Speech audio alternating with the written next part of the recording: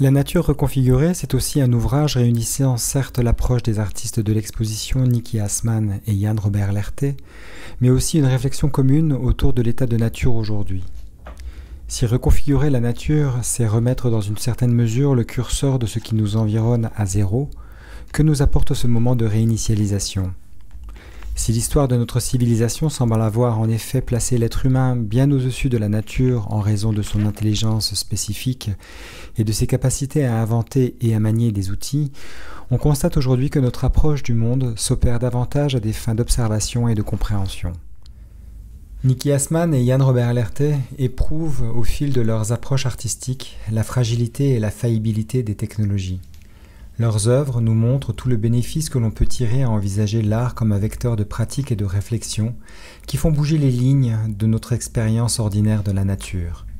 Leurs œuvres et ce livre abordent le thème de l'Anthropocène qui désigne cette nouvelle époque géologique qui affecte l'histoire de notre Terre. Celle-ci caractérise l'ensemble des événements qui se sont produits depuis que les activités humaines ont une incidence globale significative sur l'écologie. Par ailleurs, ce livre aborde la relation nature et culture qui, notamment par le prisme du langage et de la tradition philosophique, a imposé durablement une vision fonctionnaliste et utilitariste de l'environnement.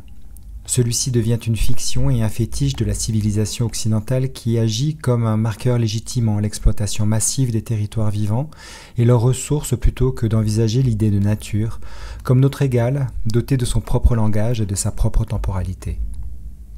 Ces questions sont ainsi envisagées par le prisme de l'art bien sûr, mais aussi celui de la sociologie ou de l'anthropologie, au fil des contributions des deux artistes et à leur côté, Jean-Paul Fourmentreau, Joost Rekvelt, Éric Parenne et Filippo Lorenzin.